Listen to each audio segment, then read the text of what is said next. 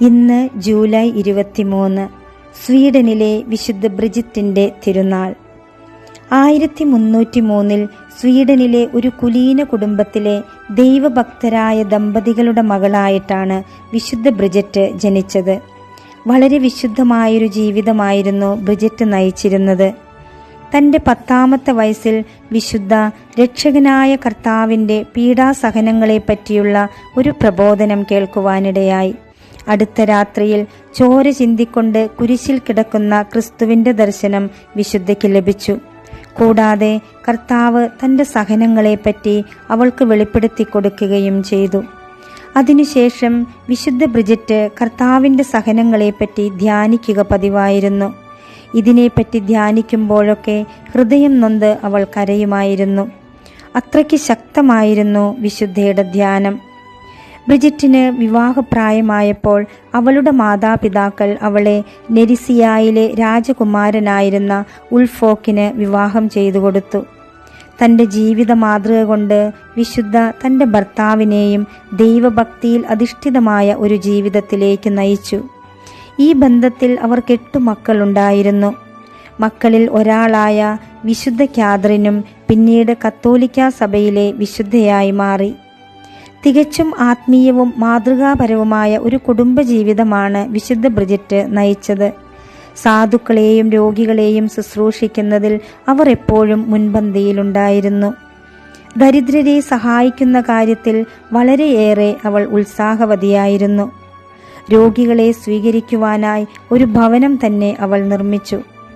അവിടെ വെച്ച് പലപ്പോഴും വിശുദ്ധ അവരുടെ പാദങ്ങൾ കഴുകി ചുംബിക്കുമായിരുന്നു. 1341 വിശുദ്ധ ബ്രിജിറ്റും ഭർത്താവും സ്പെയിനിലെ സാന്റിയാഗോ ഡി കമ്പോസ്റ്റലിലേക്ക് ഒരു തീർത്ഥാടനം നടത്തി. ഈ യാത്ര കഴിഞ്ഞ് മടങ്ങിയെത്തിയ ശേഷം ഭർത്താവ് ഉൾഫ് അന്തരിച്ചു. ഭർത്താവിൻ്റെ മരണശേഷം ബ്രിജിത്ത് തൻ്റെ സ്വത്തുക്കളെല്ലാം മക്കൾക്കും പാവപ്പെട്ടവർക്കുമായി വീതിച്ചു നൽകുകയും ലളിതമായ ഒരു സന്യാസ തുല്യമായ ജീവിതത്തിലേക്ക് കടക്കുകയും ചെയ്തു. യേശുക്രിസ്തുവിൽ നിന്നും കൂടുതൽ ദർശനങ്ങൾ ഭർത്താവിൻ്റെ മരണശേഷം ലഭിച്ചതായി അവർ രേഖപ്പെടുത്തിയിട്ടുണ്ട്. ഈ ദർശനങ്ങൾ റെവലേഷൻസ് ഓഫ് സെയിൻറ്റ് ബ്രിജിറ്റ് എന്ന പേരിൽ 8 പുസ്തകങ്ങളായി സഭ ക്രോഡീകരിച്ചിട്ടുണ്ട്. ക്രിസ്തുവിൻ്റെ നിർദ്ദേശപ്രകാരം അവർ Order of the Most Holy Saviour അല്ലെങ്കിൽ ബ്രിജിറ്റൈൻ സഭ എന്ന ഒരു സഭ സ്ഥാപിച്ചു.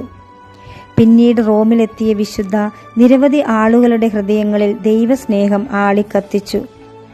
ബ്രിജിറ്റ് അതിനുശേഷം ജെറുസലേമിലേക്ക് ഒരു തീർത്ഥയാത്ര നടത്തി. ജെറുസലേമിൽ നിന്നും മടങ്ങി വരുന്ന വഴിക്ക് വിശുദ്ധയ്ക്ക് കലശലായ പനി പിടിപെട്ടു.